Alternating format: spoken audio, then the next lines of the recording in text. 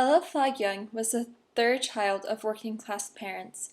She stayed home until she was 10.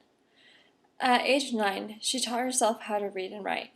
After doing so, her mother finally let her go to the nearby school that her older siblings attended. After a few years, she went on to high school, but dropped out because she did not have the support from her parents and it wasn't an intellectual challenge for her. When she was 15, her friend encouraged her to take the test to become a certified teacher. So they took it together and she passed. But since she was 15, she was still too young to teach. She then decided to enroll in a teacher training school. Her mother discouraged her and told her that she would not be a good teacher because she would be too hard on the kids, just like she is with herself.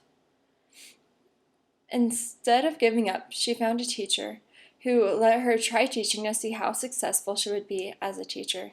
She went on to teach in a ghetto in Chicago, to becoming the head of practice teaching classrooms, to a high school math teacher, and then to the principal of the largest school in Chicago. After teaching and acting as a principal, she returned to the school to obtain her doctorate degree at the University of Chicago. She worked under John Dewey's direction and also became a well-known faculty member at the University of Chicago. In 1909, the Chicago School Board made Young the first woman superintendent of a large school system. A year later, the National Education Association elected her as her first woman president. In 1915, she resigned as superintendent, and she died in 1918 during the influenza pandemic. Ella Flagg Young led the Chicago schools through dramatic change. She created governing school bodies, where teachers and administrators discussed curriculum and logistical matters together. She also encouraged study groups with teachers, where they would get together and study educational theories to try to teach their children better, as well as discuss the screening programs for new students entering the school system.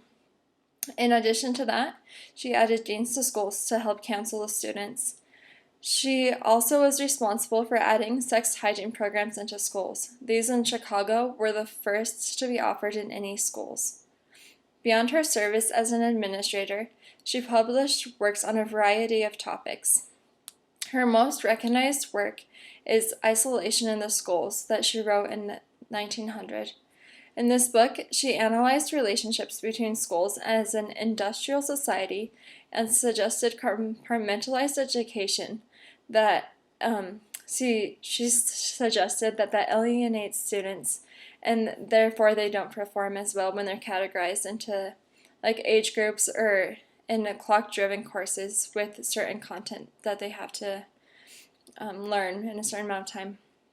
Young argued that teachers and students need more power in running the schools, that they need to be able to have their say in the school system. Two other titles of some of the pieces of her work are Ethics in the School that she wrote in 1902 and Some Types of Modern Educational Theory that she wrote in 1902 as well. Ella's contributions have affected the education system we have today. She has changed how the government of the school system is set up. She gave teachers and students more power to influence their education through the school government that she set up. In a government where teachers meet with the principal in the school to discuss what should be taught and also have focus groups for teachers to become better teachers, and how to best educate the students. I think that this was a great idea that Ella had implemented.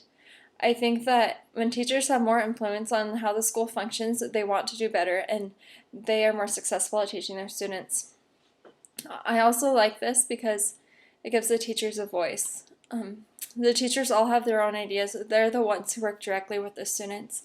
So this gives us more background to use when we're making choices in the school system.